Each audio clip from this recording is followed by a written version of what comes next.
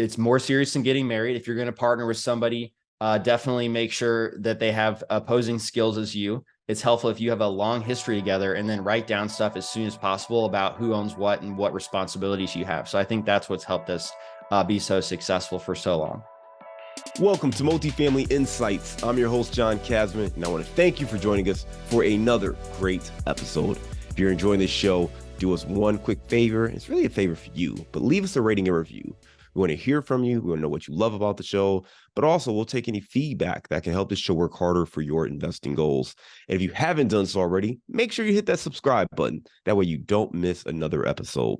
Listen, we got a great show today. We're going to be talking to David Lecko. They say you're the average of the 5 people you spend the most time with. So if you want to grow as a multifamily investor, you have to spend more time with other multifamily investors. And an easy way to do that is to join our apartment investing mastermind group today. Just go to KasmanCapital.com and click on the mastermind button. Now, as a part of this group, you'll get access to expert trainings, group coaching calls, industry news and updates, as well as all of our webinars and workshops, including our 3-hour workshop on raising capital. Again, if you want to be around other multifamily investors that can help you scale your portfolio today and grow your network, make sure you're a part of the Apartment Investing Mastermind. Just go to KasmanCapital.com and click on the Mastermind button today. David Lecko is the founder and CEO of DealMachine, the highest rated mobile app to help real estate investors find off-market deals. Now, David created DealMachine back in 2017 when he was new to real estate investing himself. And I knew from reading that the best way to find off-market deals was to go driving for dollars, and he sent direct mail. He drove around manually, wrote down the addresses of distressed properties, and then sent mail to the addresses he wrote down. Eventually, he figured out a solution, so he wrote the first line of code that became DealMachine. Now, David he's also the co-host of DealMachine Real Estate Investing Podcast, which helps listeners start their journey to financial freedom through real estate investing. With all that said, let's welcome to the show, David Lecko. Thank you, man. I feel welcome. This is a great intro. Absolutely. Thank you, man. Thank you. David, listen, I went over your bio at a very high level. Take 2 minutes and fill in some of those gaps. Yeah. So, man, I just couldn't help but notice in high school, there were these kids that drove these nicer cars. And I had a pretty good upbringing, but I was driving a 96 Chevy Lumina, and I really wanted a sports car.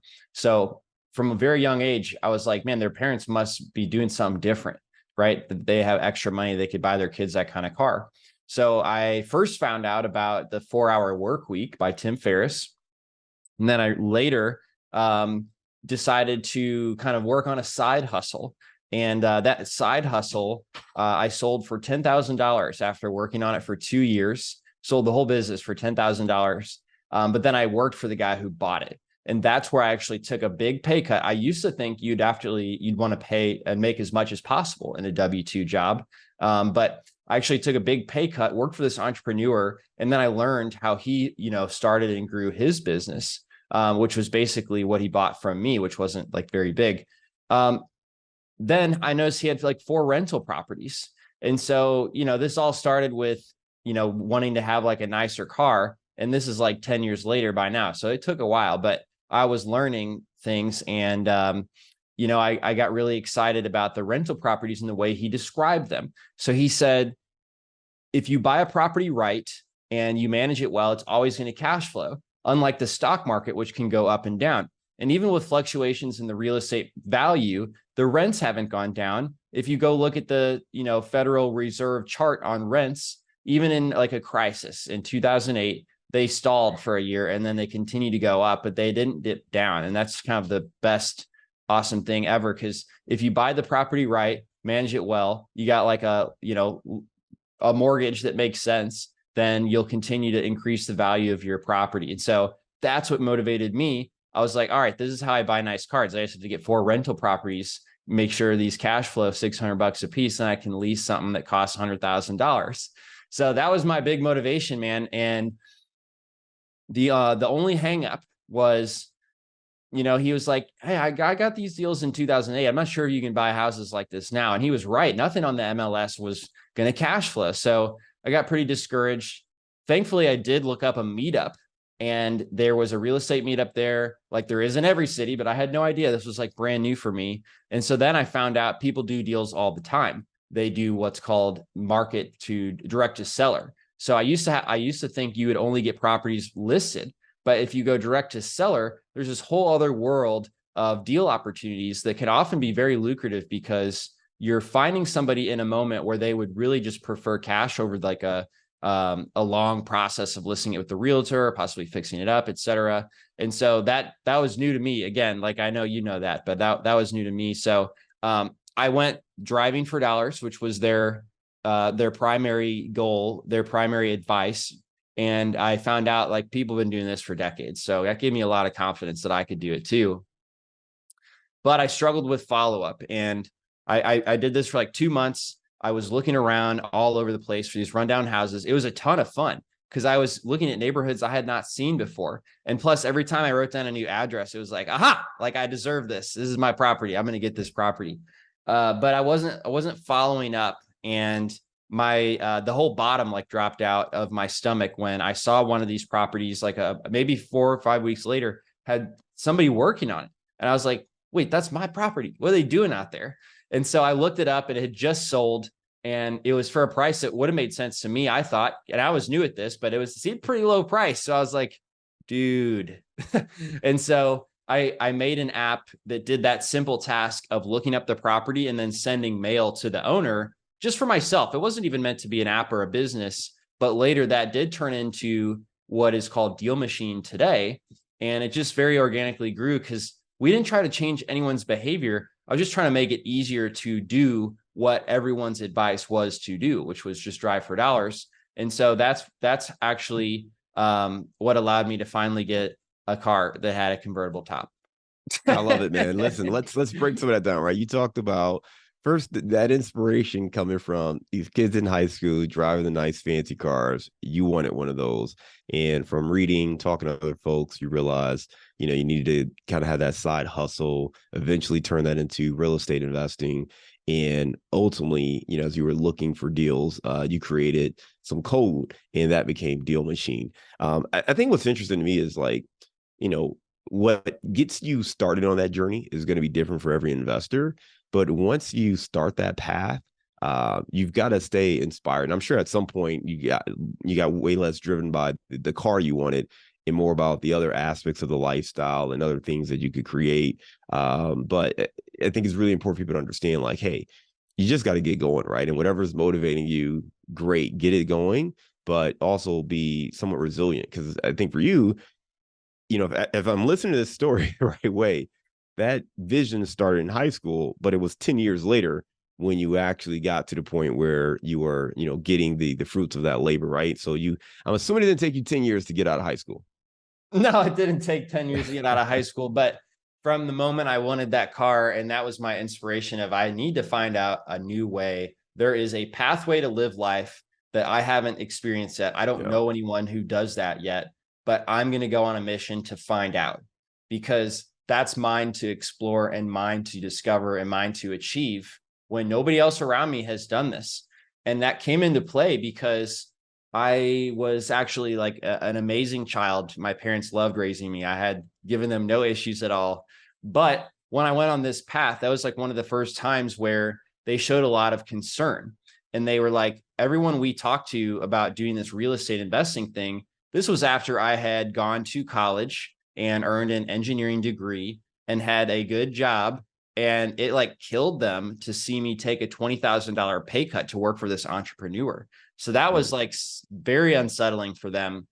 And then when they found out I was also then going to go look for a rental property, to them, it was like I was spiraling out of control, because they talked to people at their church and in their network who had a terrible experience being an accidental landlord, and the tenant, you know, they inherited a property, the tenant trashed the house, they didn't have insurance, so they had this giant bill to fix it up, and they couldn't rent it out in the meantime, you know. And so that's what I mean by the only reason that I was able to succeed was because I thankfully sought out people who were successful. And by that time, you know, I had read The 4-Hour Work Week, I had read Rich Dad Poor Dad, I had a boss who had five rental properties, and then I had found a whole meetup of people who had done this before. And so it was so important to be in close proximity with somebody who had achieved what I wanted to achieve.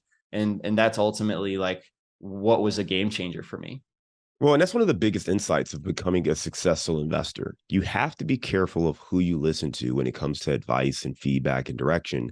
And a lot of times, listen, our family, our friends, they love us, right? They want to protect us. They want us to be safe. They want us to be secure.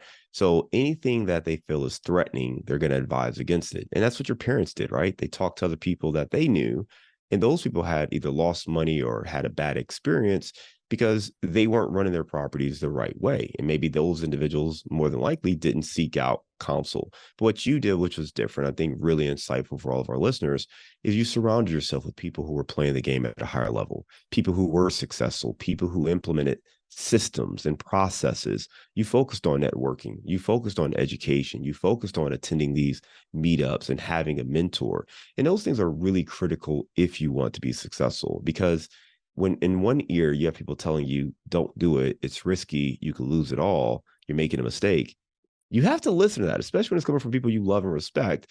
But you have to have something stronger on the other side that's reinforcing that you are making the right decisions. And the people who are Mm-hmm. giving you that feedback are just saying it out of fear because they don't know and they haven't experienced it themselves. So again, masterminds, meetups, mentorships, these things are really important to help keep your mind strong so you can pursue these opportunities. David, I want to talk about kind of just that first part of your journey, right? Because I think it's really interesting that, you kind of created this second business, you kind of sold it to this entrepreneur, you end up working for this entrepreneur. And then ultimately, you must have some level of coding knowledge to be able to create what ultimately became DealMachine. So just talk to us a little bit more about kind of that background, that business, and kind of what led you to creating DealMachine. Oh yeah. Yeah. So have you guys ever worked with that contractor who can do everything? He's like a handyman, he's like a generalist. And but then you find out that he does like 80% quality work as well. And you're like, oh man, I thought I found the holy grail. I thought this guy was going to handle everything and I wouldn't have to deal with a lot of different relationships. Well, that's my ability to code an app. So I went to school for computer engineering, and I knew very like basics on how to code things. So I did start it out myself, and I've always been kind of a generalist actually, and it's very nice because I can pick things up very quickly. But I'm not actually. It's like hard to get like excellent at things, and so I actually had this friend that he was also a software developer, but he was just so good, and I used to want to compete with him all the time. But I just realized I will never be able to compete with this guy because he has a gift that I don't. But luckily, I had enough to actually code the very first version of the app. It looked horrible. It was like didn't have any style at all. And but it did work. And that was the whole point, because this wasn't even meant to be a business. And I always used to think to start a business, you need to convince others that it's a good idea, or that you need to raise money, which involves convincing people of things. And then the more I realized you had to convince people of things, the more it kind of sounded like corporate with like rules and regulations and stuff. And what I wanted was just freedom of my life. And so it wasn't trying to make a business because I don't want to have to impress anyone. I just wanted this for myself. I knew if I could solve my follow through issue, then this would be helpful for me. And so the only success I wanted was to actually get my first rental property. And I did 7 months later. But then I think why it was successful, other people started to use it because it was just helping them do something everyone was being told to do already. And that friend that was a competitor of mine, I actually asked him to be, he wasn't a competitor of mine, but I personally held personal competitions with him rather on how good we could code. I said, I need you to be a business partner with me. And so I just knew how talented he was, but I already had this thing going. It was already earning some money. And he said, well, what do you think percentage wise would make sense? You've already done all this work. How about 20%? And thank God I said 50%, because I just, with partnerships, didn't want him ever to resent me in the future. And based on our past work, I knew how valuable he would be and how skilled he is, and how I couldn't do this without him, because nobody would end up using this thing if it didn't look great. And there were already some people using it, but it was challenging to give them tutorials on what to do next. And so I will say there's been a lot of times where I feel like he's putting in more work than me. And I'm so glad he wouldn't resent me, for having a bigger portion of that company. And it's been a good 7, 8, going on 8-year partnership now. So I feel very proud of that. because I've seen a lot of other business partnerships start strong and fizzle out, or God forbid, a huge issue come up. So, I would just probably leave that with like, it's more serious than getting married. If you're going to partner with somebody, definitely make sure that they have opposing skills as you. It's helpful if you have a long history together, and then write down stuff as soon as possible about who owns what and what responsibilities you have. So I think that's what's helped us be so successful for so long. Yeah, those are great insights on building a successful partnership, right? You talked about being the generalist yourself, recognizing that once this thing kind of got up and running, you needed somebody who had that coding skill to take it to the next level and make it a viable product that had some longevity. And then that equity split and that partnership and how you approached it. I think so many times people might approach that and say, you're right, I have been doing this for, a year, or not, it's already profitable, it's already making money, whatever it is.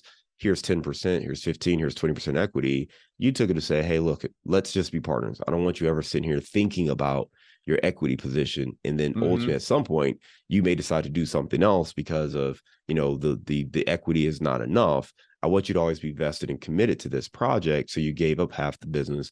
And I think that just shows that, one, the level of integrity with that partnership, a level of commitment with that relationship. And it does take obviously a lot of trust in order to be able to, go into a relationship and partnership with someone, giving them that much equity. So appreciate you sharing that insight. Hey, we're going to get into DealMachine a little bit more specifically, but I want to talk high level, right? Because you talked about one of the biggest issues you were trying to solve was the follow-up, right? So you were driving for dollars, you were writing down property addresses, but the follow-up was a challenge. Talk to me about some of the main challenges investors make when it comes to the acquisitions of off-market properties. Yeah. So the main challenges that people actually make when they're trying to acquire off-market properties is, I think, very similar for multifamily as it is with single family. Now, when you're starting out, I assume people would be afraid to get on the phone and talk, but they're actually more afraid of getting on the phone and somebody saying, yes, okay, let's do a deal, because then you don't know how much the property is worth.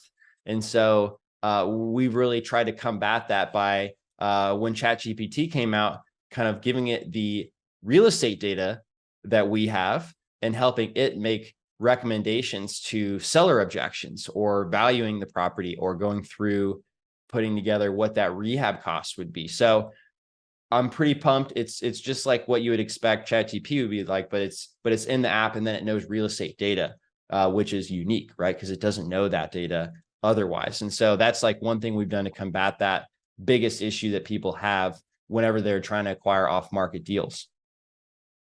I love it. And talk to me more about the follow-up part, right? Because I know that was part of the challenge that you faced, was the follow-up. So how do you address that? Thanks. So the second part of that is, when you're scared, it prevents you from taking the right types of action.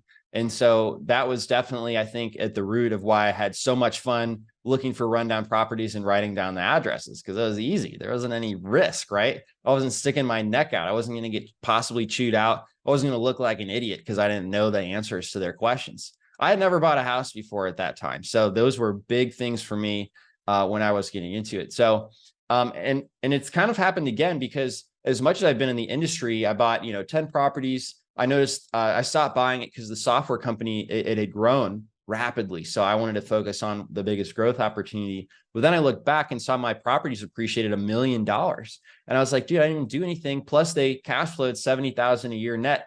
I should buy more properties. I should have bought more properties. And now I'm going to go buy them again. I felt the same feelings that I did when I was first starting, because it had been a while. It was a little bit rusty. Even though I talk about it every day, John, it's like, whoa, I can't believe I experienced that. So I think even experienced investors can have that if they've taken a break, for example, if they're getting into a new type of deal. So getting rid of that feeling is helpful for the follow through. And then I think all humans just struggle remembering important things. And if you can just send a postcard and have it repeat every 21 days for 7 times each, you're going to be in a lot better shape than trying to remember to do it. Or in the case of me, like 8 years ago, you had to have like a bulk order to print out like enough letters. So I was just taking a lot of time to write those down. But what a lot of people think is, just because a house is run down and you find it, they think, well, that's my house. But it's actually they've been run down for quite a long time. It took a long time for it to get run down. So you not only have to find a rundown place, but you have to communicate with them, and it's got to arrive in their hands at the moment they're having an issue. And so, basic marketing advice says you need like 13 touch points before somebody replies to your marketing, not only so they get to know you, but also so you kind of win that lottery, which is like, okay, when is something going to happen that's going to cause them to want to sell this thing quickly? I want to be there when that happens. So that's what I solved, was just the ability to quickly get that first postcard out and then to automatically repeat it. You just gave some really good insights, right? First of all, you talked about the 13 touch points in order to have that owner reach out, know who you are, and be ready to sell to you if and when they're ready. The other thing you said was trying to automate that process. You said every 21 days they're sending out a mailer 7 times. So 7 times 21, you guys can do the math. But basically sounds like 6 months or so is what you're doing, sending these postcards out and staying top of mind with these owners, and hopefully that is getting you a little bit of traction. I think for a lot of buyers, especially newer buyers, when they're trying to find these deals, there is this intimidation factor that you started to allude to, right? It's that person is an owner, especially if they own multiple properties. How do I come across as a credible buyer? What do I say? How much do I offer? Talk to us a little bit more about kind of that process, right? Let's say you do get that buyer on the phone. Now what? Mm-hmm. Yeah. Well, I used to think you need a really fancy script, but I started getting calls when I didn't have a script. And so the first deal I ever did, because I didn't know the answer, I thought, what is the next step? Well, the next step would be to come and meet you. So I set up a time to come and meet him, and then I went to his house. And then again, right there, I just didn't know, I didn't have a script. And so it was my first house. So I said, well, what would be some productive things that I could do? And one thing came to mind was like, I'll take photos. And then while I'm taking photos, I'll ask him about himself. How long has he lived here? Let me just pretend like I'm a curious cat, just like poking around, looking for what's under the couch, with this guy in his life. So I was asking him questions. He asked me how much I'd offer him for the house. And I said, again, I was like, I don't know, but I promise you I'll get back to you in 24 hours. So I think just that permission of saying, I don't know, is helpful when you don't have a script. And then I remembered when I'm making an offer, I needed to feel lower than I felt comfortable with. Otherwise, I wasn't going to leave myself enough room for profit. And it sounds greedy, but it's my job. I'm trying to do this for a job. This is my job, to find rundown property. So I actually, so I used to think that that was greedy, but now I've done a few deals and there's surprises sometimes that come up, like a sewer line. I just did this deal, and she went with me. I bought the deal for 122, and she had the water turned off the whole time, every time we came to inspect the house. And then when I found out, when you leave the water turned on, it actually floods up through the basement sewer because the water main under the house had ruptured, right? And that was the cause of the foundation damage that I knew about, right? But now I have another $10,000 bill because I have to dig out the water line and the sewer. So that was just an example where I'm still okay, thankfully, because I left a profit margin, but really held true to that profit margin. And so, I think if you're wondering if you need a script, scripts are very helpful. I've actually now pulled one up, and I do these calls on the phone, and I try to take a full 30 minutes. And I won't start the process unless I have them say they're available for 30 minutes to go through this. But you don't really need it if you're in a pinch. I wouldn't actually worry about that too much because I've done most of my deals without using a sales script. I love it, man. Let's talk about the owner, right? I think most investors, property owners know that the best way to get the highest price, the highest value for their property is to put it on the open market, whether that's listing on MLS, getting a broker or a real estate agent involved. That's going to net you the highest sales price. Why would an owner choose to sell off market and sell directly to an investor as opposed to going directly to the MLS or to an agent or a broker?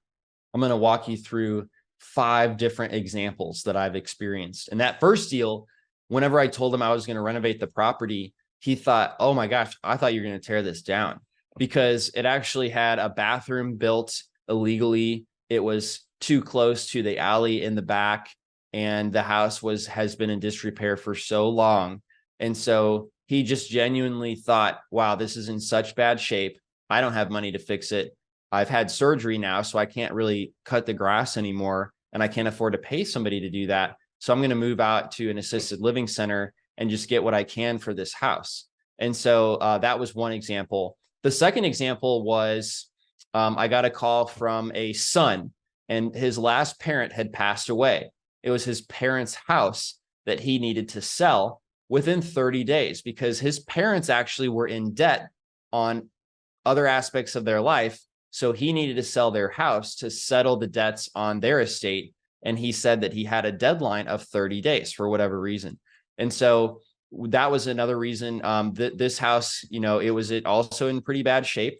And so he didn't want to put, his own cash in to settle his parents' affairs. He would rather have just sold the house for what he could sell it for and then use that to settle their debts and kind of be done with it, especially when he was experiencing emotional trauma. He definitely seemed like he didn't want that that to be a project for him. He wanted to get this stuff done. Another example was, it was just an investor who had listed this thing on the market, and maybe he listed it too high and it wasn't selling. And then when it got 4 months old, he did lower the price. But when it's old, people think that there's something wrong with it, and then upon my contract with him, there was something wrong with it. There was mold in the attic, and I was willing to let him fix that, but we had to renegotiate. And so that was another that was actually on market, but I had gotten a great deal that way. So those are a few examples. And one bonus one I'll say was right next to the house where the son was settling the estate debt, a tree fell on a house 2 doors down. And I saw this every day because I would go check on my project that was being renovated, and I would knock on their door, nothing. I would send letters, nothing. She lived there, but she wasn't there. And I finally did what's called like a skip trace, which is like you go look up their phone number and other, information. And I got a hold of her, and she's like, oh, I've been helping my daughter 2 hours away who just went through a divorce and also just had a baby. So she needs help. And I haven't been in my house in months. And she was so distraught that a tree fell, and it didn't do catastrophic damage, but the cleaning up the tree itself was going to be like a big fee because it was a big tree. And it was just like pushing her over the edge of what she could personally handle. She couldn't handle that while also caring for her daughter that had those needs. And so we ended up doing another cash deal too, because she didn't want to repair the house, clean up the tree, and then sell it with an agent. She decided, let me just permanently move down here and sell it to you as is. So those are all reasons why somebody might sell. And again, just to bring back the point, just because it's run down, don't consider it like your house. You need to find a lot of these homes and then contact them many times. So that way you're the one that they hear from when they have that moment. Each one of these was like a moment, right? The surgery, the parents passing away, the tree falling on the house when the daughter was getting divorced. So you want to actually be the one they see on their counter when that moment happens.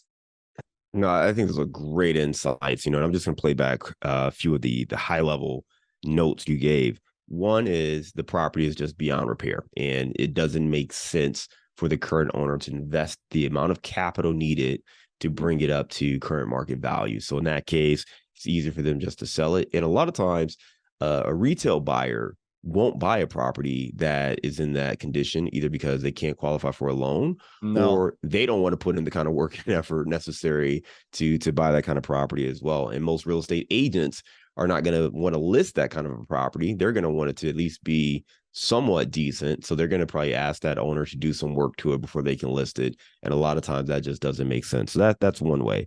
The second way is an inherited property, right? This is a property where someone is disconnected to it. There's a different problem. Maybe there's some emotional issues or connections to the property. They just want to get the thing done, right? They don't want to wait 3 to 6 months to list it and have to answer a bunch of questions and host a bunch of tours and keep it clean every weekend for open houses. They'd rather just offload that thing. So if you could find inherited properties, that's another way to find these off-market deals that maybe don't go through the MLS. And then there's obviously some sort of time frame or time crunch. If you can find someone who needs to sell in a certain window and they're looking at speed to close and certainty to close, then they're going to be more willing to go with your off-market offer as opposed to listing on the MLS where there's bank financing. And again, you've got a bunch of buyers that you don't really know coming through. So if you can demonstrate that speed to close and that certainty to close, those are reasons someone may be willing to go off-market with you and your offer as opposed to listing it for the highest best price on the MLS. Yeah. Really great insights right there. A lot of multifamilies get really run down. They're owned by mom and pop owners, and they don't see how fixing it up could totally increase the value and be worth it. So I think a lot of these multifamily properties is definitely a good way to go as well. Do you send a lot of mail when you're acquiring multifamily?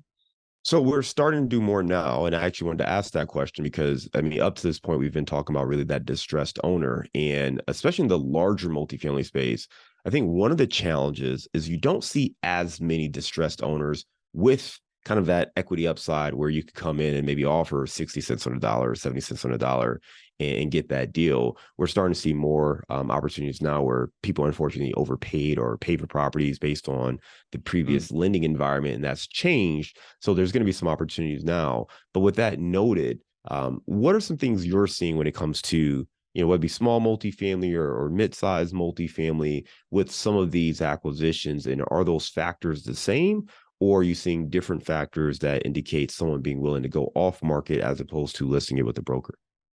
Yeah, so a lot of the people that do really great deals, they do send letters to these multifamily properties. I've never personally done a multifamily deal, but you can search in DealMachine by unit count. You can send mail to the owner. If it's owned by a corporation, you can find who owns that corporation in the app and send mail to those addresses registered to the LLC as well as the owner. And so people do definitely do deals off market in the multifamily space. Yeah. And I think the thing there is just those triggers may be a little bit different than someone who has a house, but they're similar, right? It's still going to be a burnt out owner, right? Someone who owns a property, not willing to invest more money into it. They're tired of dealing with, tenants, toilets, and termites, as we like to talk about.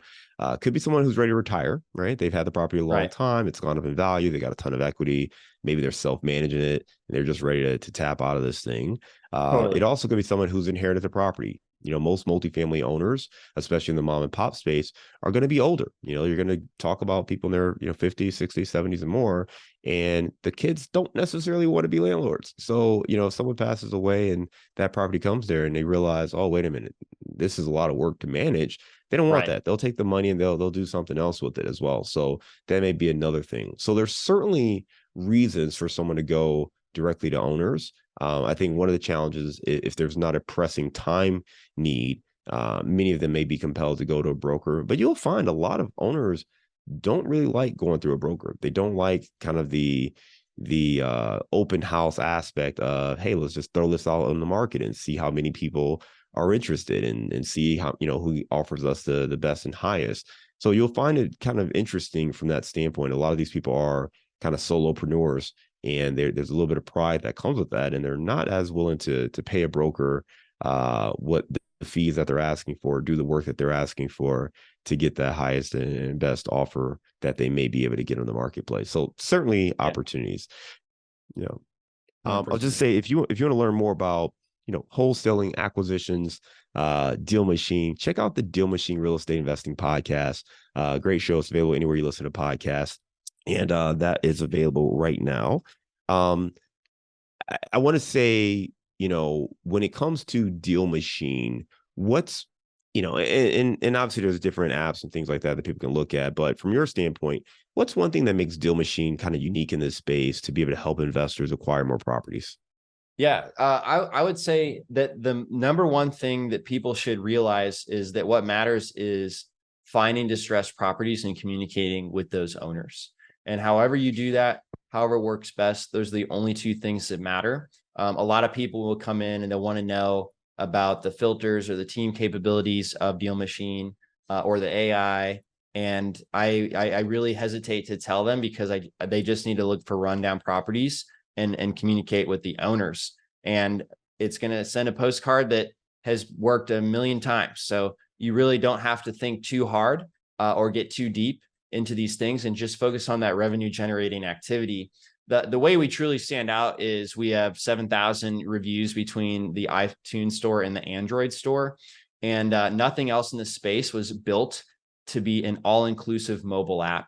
Everything else is kind of a desktop with like a mobile companion that does some of the stuff, but also has like quite a bit of bugs that we focus on making smooth and glitch free, and 100% of the stuff you can do from the mobile app on the go, which is personally what I would expect. And I'm really proud of that. And that would be a huge differentiator. So listen, this works for residential or small commercial. I would say if you are driving for dollars and look for opportunities, there are ways to combine this with other strategies and tactics. But check out the Deal Machine Real Estate Investing podcast, and you can learn more. Just go on the Apple Store or go into Google and the other apps, Android, and you can download Deal Machine there. David, we're going to go to a round of insights. Are you ready? Yeah, I can't wait to tell you where the best place is to grab a bite. Love it. Love it. All right. First question, man. Give me a failure or an apparent failure that sets you up for greater success. Okay. Well, this is for anyone who's still working their corporate job. I used to think pleasing your boss was actually really important in the way to advance and earn more money. And the more money I earn, the more I can invest in my real estate. But what happened was I would do all my work right away. And if your boss is significantly older than you, they may not have the best strategy to propel your career to make more money. It's not that they're malicious, but it's just that they don't know. They're only one rung above you, but they've been there for quite a long time. And I learned this because I would do all my work and then I would actually pitch. They had extra credit stuff you could do, like submit ideas for the company. And so I submitted ideas. The company had 150,000 employees and everyone would vote quarterly on the best ideas. Well, mine got picked first, so I got to pitch this to the CEO. And I was in college as an intern, and the pitch was scheduled for when I was back in college. So my boss said, I can't go. But then I found out the pitch happened. The CEO was mocking me, saying, wow, couldn't this guy get a hall pass? That was the most success an intern had ever had. And I had missed out because I just listened to what my boss was saying. And so, that was a huge driver as well to push me into starting my own business and really going full time there. And so I would say for anyone who's doing multifamily, but using that to kind of sustain them as they're doing more deals, I would just say you don't always have to listen to what your boss says. I love it. Give me, besides Deal Machine, of course, give me an app or a digital resource you recommend for your business. Yeah, I'm using Zoom Offers, which is an app that connects to my realtor's MLS access, and it actually sends offers at 65% of listed value to listings that are over 45 days old. And I've done 2 or 3 deals on it now. It's not cheap. It's like $500 a month.